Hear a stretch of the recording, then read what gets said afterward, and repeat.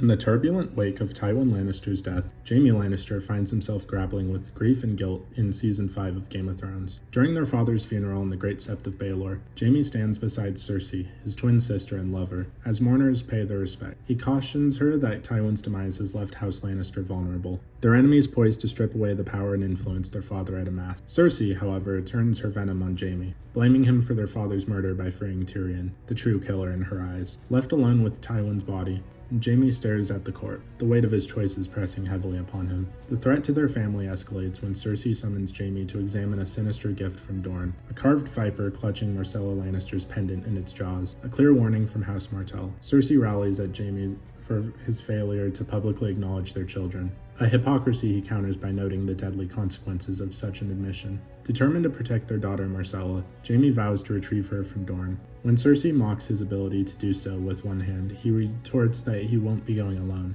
To bolster his mission, Jaime visits Castle Stokeworth and recruits Bronn, the sellsword, by revealing Cersei's scheme to wed Lolly Stokeworth to another man, Willis Bracken. Jaime sweetens the deal with promises of a finer bride and a grander castle upon their return, securing Bronn's allegiance. On their voyage to Dorne, Bronn probes Jaime's motives, questioning why he's personally undertaking this rescue instead of dispatching an army. Jaime insists he wishes to avoid war, but Bronn's knowing remarks hint at his awareness of Myrcella's true parentage. The conversation turns to Tyrion, with Jaime claiming Varys orchestrated his brother's escape. Bronn asks Jaime to pass on his regards if he encounters Tyrion, only for Jaime to vow vengeance, promising to kill their sibling for Tywin's death. In Dorne, danger strikes swiftly. Bronn saves Jaime from a venomous snake, but their presence is soon detected by Dornish soldiers. A skirmish erupts, and Jaime, wielding his sword left-handed, faces an opponent. Disarmed, he cleverly catches a blade with a golden hand, using the moment to reclaim his weapon and dispatch the soldier. Against Bronn's objections, Jaime insists on burying the bodies to avoid raising alarms, unaware that Eliara Sand and her sand snakes are already tracking his movements,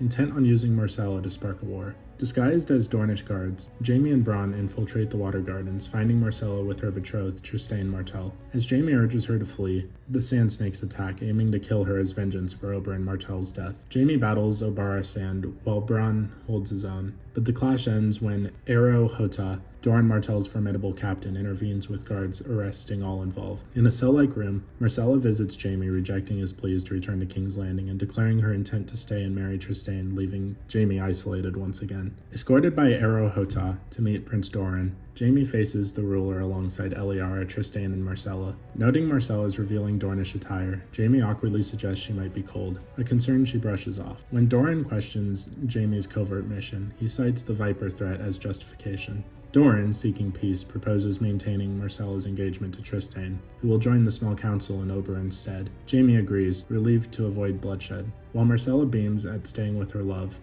Later, Eliara visits Jaime, feigning reconciliation but subtly taunting him with the knowledge of his incestuous bond with Cersei, a jab at his Lannister shame.